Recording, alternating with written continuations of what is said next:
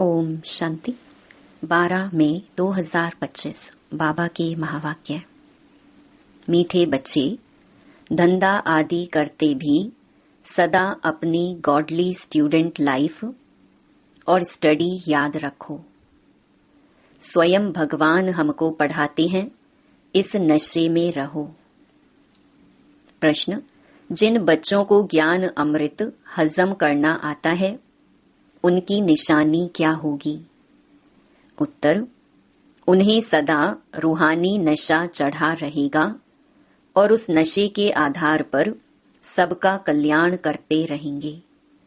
कल्याण करने के सिवाय दूसरी कोई बात करना भी उन्हें अच्छा नहीं लगेगा।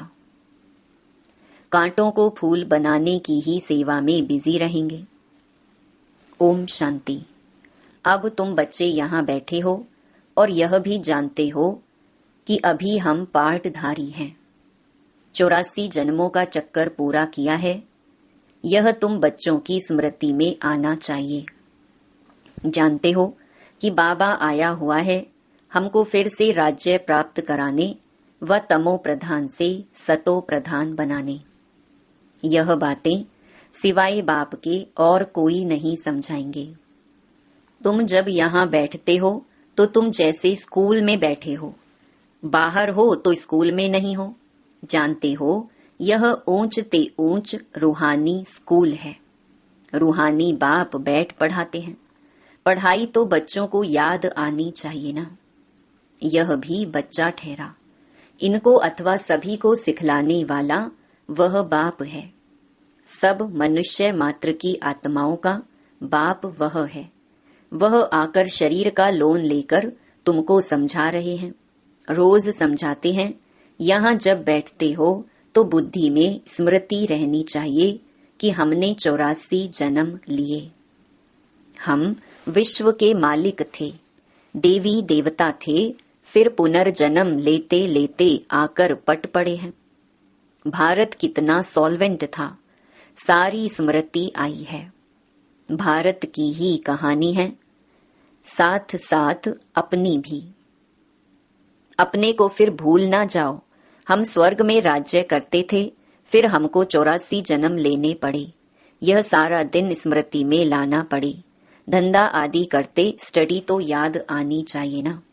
कैसे हम विश्व के मालिक थे, फिर हम नीचे उतरते आए, बहुत सहज है। परंतु याद भी कोई को रहती नहीं है। आत्मा पवित्र ना होने कारण याद खिसक जाती है। हमको भगवान पढ़ाते हैं, यह याद खिसक जाती है। हम बाबा के स्टूडेंट हैं। बाबा कहते रहते हैं, याद की यात्रा पर रहो। बाप हमको पढ़ाकर यह बना रहे हैं, सारा दिन यह स्मृति आती रहे। बाप ही स्मृति दिलाते हैं, यही भारत था ना। हम सो देवी देवता थे, सो अब असुर बने हैं। पहले तुम्हारी भी बुद्धि आसुरी थी, अब बाप ने ईश्वरीय बुद्धि दी है। परंतु फिर भी कोई कोई की बुद्धि में बैठता नहीं है, भूल जाते हैं। बाप कितना नशा चढ़ाते हैं, तुम फिर से देवता बनते हो तो वह नशा रहना चाहिए ना।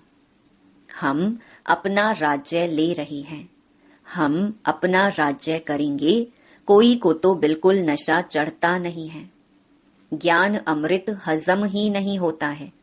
जिन्हें नशा चढ़ा हुआ होगा, उन्हें किसका कल्याण करने के सिवाय दूसरी कोई बात करना भी अच्छा नहीं लगेगा।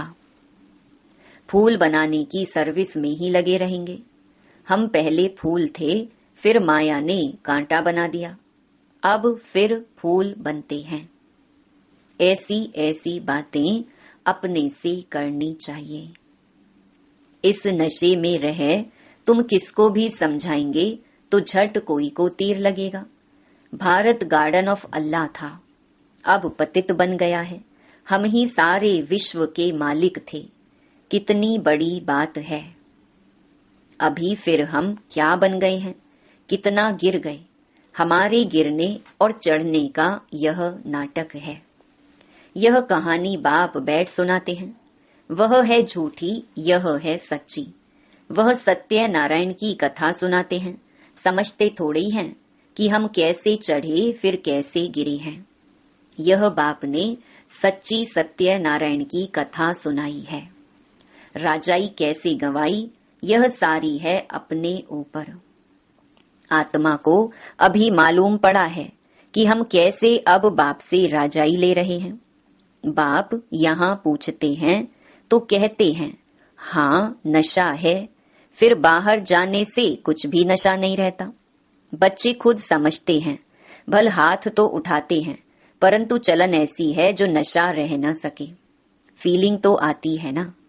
बाप बच्चों को स्मृति दिलाते हैं, बच्चे तुमको मैंने राजाई दी थी, फिर तुमने गंवा दी। तुम नीचे उतरते आए हो क्योंकि यह नाटक है चढ़ने और उतरने का। आज राजा है, कल उसको उतार देते हैं। अखबार में बहुत ऐसी ऐसी बातें पढ़ती हैं, जिसका रिस्पॉन्ड दिया जाए तो कुछ समझे। यह नाटक है, यह याद रहे तो भी सदैव खुशी रहे। बुद्धि में है ना, आज से 5000 वर्ष पहले शिव बाबा आया था, आकर राजयोग सिखाया था, लड़ाई लगी थी। अभी यह सब राइट बातें बाप सुनाते हैं। यह है पुरुषोत्तम युग। कलयुग के बाद यह पुरुषोत्तम युग आता है। कलयुग को पुरुषोत्तम युग नहीं कहेंगे, सतयुग को भी नहीं कहेंगे। आसुरी संप्रदाय और दैवी संप्रदाय कहते हैं। उनके बीच का है यह संगम युग। जबकि पुरानी दुनिया से नई दुनिया बनती है, नई से पुरानी होने में सारा चक्कर लग जाता है। अभी है संगम युग। सतयुग में देवी देवताओं का राज्य था, अब वह है नहीं। बाकी अनेक धर्म आ गए हैं। यह तुम्हारी बुद्धि में रहता है। बहुत हैं जो 6-8 मास 12 मास पढ़कर फिर गिर पड़ते हैं, फेल हो पड़ते हैं। भल पवित्र बनते हैं, परंतु पढ़ाई नहीं करते तो फंस पड़ते हैं। सिर्फ पवित्रता भी काम नहीं आती। ऐसे बहुत सन्यासी भी हैं। वह सन्यास धर्म छोड़ जाए गृहस्थी बन जाते हैं, शादी आदि कर लेते हैं। तो अब बाप बच्चों को समझाते हैं, तुम स्कूल में बैठे हो। यह स्मृति में है हमने अपनी राजाई कैसे गंवाई, कितने जन्म लिए। अब फिर बाप कहते हैं विश्व के मालिक बनो। पावन जरूर बनना है। जितना जास्ती याद करेंगे उतना पवित्र होते जाएंगे, क्योंकि सोने में खाद पड़ती है। वह निकले कैसे? तुम बच्चों की बुद्धि में है हम आत्मा सतो प्रधान थी, 24 कैरेट थी, फिर गिरते गिरते ऐसी हालत हो गई है। हम क्या बन गए? बाप तो ऐसे नहीं कहते कि हम क्या थे। तुम मनुष्य ही कहते हो हम देवता थे। भारत की महिमा तो है ना। भारत में कौन आते हैं, क्या ज्ञान देते हैं, यह कोई नहीं जानते। यह तो पता होना चाहिए ना कि लिबरेटर कब आते हैं। भारत प्राचीन गाया जाता है तो जरूर भारत में ही रीइंकार्नेशन होता होगा, अथवा जयंती भी भारत में ही मनाते हैं। जरूर फादर यहाँ आता है, कहते भी हैं भागीरथ, तो मनुष्य शरीर में आया होगा ना। फिर घोड़े गाड़ी भी दिखाई है, कितना फर्क है। श्री कृष्ण और रथ दिखाया है, मेरा किसको पता नहीं है। अभी तुम समझते हो बाबा इस रथ पर आते हैं, इनको ही भाग्यशाली रथ कहा जाता है। ब्रह्मा सो विष्णु चित्र में कितना क्लियर है। त्रिमूर्ति के ऊपर शिव, यह शिव का परिचय किसने दिया? बाबा ने ही बनवाया ना। अभी तुम समझते हो बाबा इस ब्रह्मा रथ में आए हैं। ब्रह्मा सो विष्णु, विष्णु सो ब्रह्मा। यह भी बच्चों को समझाया है। कहाँ 84 जन्म के बाद विष्णु सो ब्रह्मा बनते, कहाँ ब्रह्मा सो विष्णु 1 सेकंड में। वंडरफुल बातें हैं ना बुद्धि में धारण करने की। पहले पहले समझाना होता है बाप का परिचय। भारत स्वर्ग था जरूर, हेवनली गॉड फादर ने स्वर्ग बनाया होगा। यह चित्र तो बड़ा फर्स्ट क्लास है। समझाने का शौक रहता है ना, बाप को भी शौक है। तुम सेंटर पर भी ऐसे समझाते रहते हो। यहाँ तो डायरेक्ट बाप है। बाप आत्माओं को बैठ समझाते हैं। आत्माओं को समझाने और बाप के समझाने में फर्क तो जरूर रहता है, इसलिए यहाँ सम्मुख आते हैं सुनने लिए। बाप ही घड़ी घड़ी बच्चे बच्चे कहते हैं। भाई भाई का इतना असर नहीं रहता जितना बाप का रहता है। यहाँ तुम बाप के सम्मुख बैठे हो, आत्माएं और परमात्मा मिलते हैं, तो इसको मेला कहा जाता है। बाप सम्मुख बैठ समझाते हैं तो बहुत नशा चढ़ता है। समझते हैं बेहद का बाप कहते हैं, हम उनका नहीं मानेंगे। बाप कहते हैं, हमने तुमको स्वर्ग में भेजा था, फिर तुम 84 जन्म लेते लेते पतित बने हो, फिर तुम पावन नहीं बनेंगे। आत्माओं को कहते हैं। कोई समझते हैं बाबा सच कहते हैं, कोई तो झट कहते बाबा हम पवित्र क्यों नहीं बनेंगे। बाप कहते हैं, मुझे याद करो तो तुम्हारे पाप कट जाएंगे, तुम सच्चा सोना बन जाएंगे। मैं सभी का पतित पावन बाप हूँ, तो बाप की समझानी और आत्माओं की माना बच्चों की समझानी में कितना फर्क है। समझो कोई नए आ जाते हैं, उनमें भी जो यहाँ का फूल होगा तो उनको टच होगा।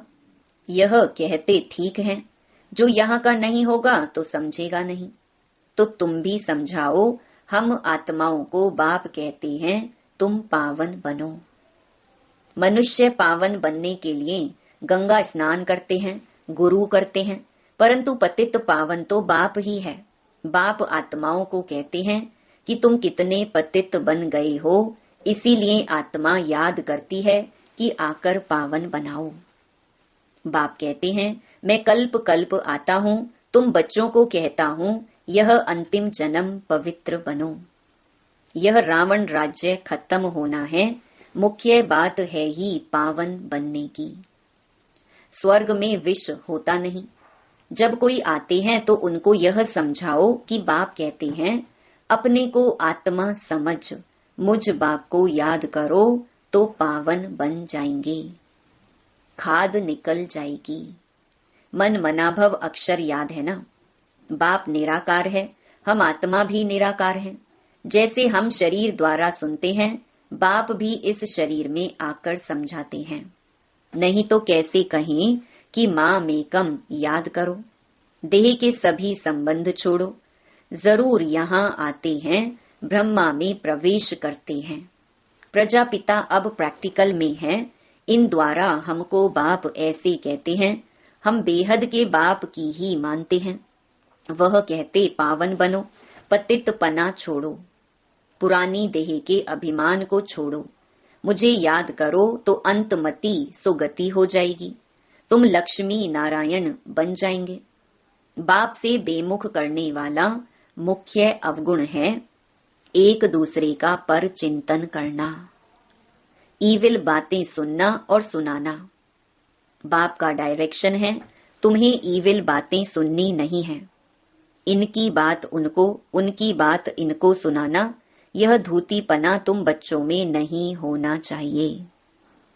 इस समय दुनिया में सभी विपरीत बुद्धि है ना। सिवाय राम के दूसरी कोई बात सुनाना उसको धूतीपना कहा जाता है। अब बाप कहते हैं यह धूतीपना छोड़ो। तुम सभी आत्माओं को बताओ कि हे सीताएं, तुम एक राम से योग लगाओ। तुम हो मैसेंजर, यह मैसेज दो कि बाप ने कहा है मुझे याद करो, बस। इस बात के सिवाय बाकी सब है धूतीपना। बाप सब बच्चों को कहते हैं धूतीपना छोड़ दो, सभी सीताओं का एक राम से योग जुड़वाओ। तुम्हारा धंधा ही यह है, बस यह पैगाम देते रहो। बाप आया हुआ है, कहते हैं तुमको गोल्डन एज में जाना है, अब इस आयरन एज को छोड़ना है। तुमको वनवास मिला हुआ है, जंगल में बैठे हो ना। वन जंगल को कहा जाता है। कन्या की जब शादी होती है तो वन में बैठती है, फिर महल में जाती है। तुम भी जंगल में बैठे हो, अब ससुर घर जाना है। इस पुरानी देह को छोड़ना है। एक बाप को याद करो जिनकी विनाश काले प्रीत बुद्धि है वह तो महल में जाएंगे, बाकी विपरीत का है वनवास, जंगल में वास है। बाप तुम बच्चों को भिन्न भिन्न रीति से समझाते हैं। जिस बाप से इतनी बेहद की बादशाही ली है उनको भूल गए हो तो वनवास में चले गए हो। वनवास और गार्डन वास, बाप का नाम ही है बागवान। परंतु जब कोई की बुद्धि में आए, भारत में ही हमारा राज्य था, अभी नहीं है, अभी तो वनवास है, फिर गार्डन में चलते हैं। तुम यहाँ बैठे हो तो भी बुद्धि में है हम बेहद के बाप से अपना राज्य ले रहे हैं। बाप कहते हैं मेरे साथ प्रीत रखो, फिर भी भूल जाते हैं। बाप उल्हना देते हैं तुम मुझ बाप को कहाँ तक भूलते रहेंगे, फिर गोल्डन एज में कैसे जाएंगे। अपने से पूछो हम कितना समय बाबा को याद करते हैं। हम जैसे कि याद की अग्नि में पड़े हैं जिससे विकर्म विनाश होते हैं। एक बाप से प्रीत बुद्धि होना है।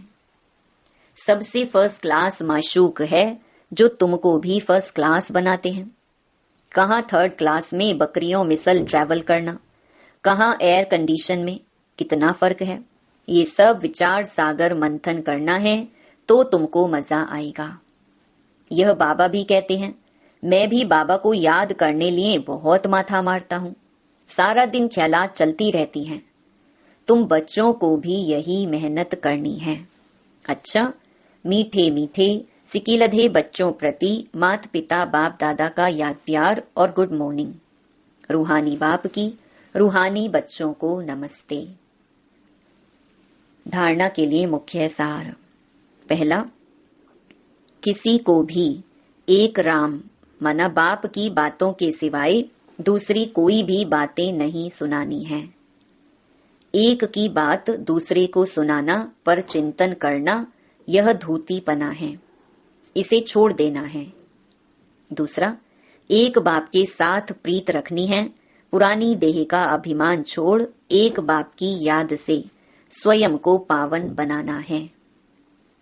वरदान, समाने की शक्ति द्वारा रॉन्ग को भी राइट बनाने वाले विश्व परिवर्तक भव। दूसरे की गलती को देखकर स्वयं गलती नहीं करो। अगर कोई गलती करता है तो हम राइट में रहें, उसके संग के प्रभाव में ना आए। जो प्रभाव में आ जाते हैं वह अलबेले हो जाते हैं। हर एक सिर्फ यह जिम्मेवारी उठा लो कि मैं राइट के मार्ग पर ही रहूंगा। अगर दूसरा रॉन्ग करता है तो उस समय समाने की शक्ति यूज करो। किसी की गलती को नोट करने के बजाय उसको सहयोग का नोट दो, अर्थात सहयोग से भरपूर कर दो, तो विश्व परिवर्तन का कार्य सहज ही हो जाएगा। स्लोगन, निरंतर योगी बनना है तो हद के मैं और मेरेपन को बेहद में परिवर्तन करो। अव्यक्त इशारे, रूहानी रॉयल्टी और प्योरिटी की पर्सनैलिटी धारण करो। वर्तमान समय के प्रमाण फरिश्तेपन की संपन्न स्टेज के व बाप समान स्टेज के समीप आ रहे हो। उसी प्रमाण पवित्रता की परिभाषा भी अति सूक्ष्म होती जाती है।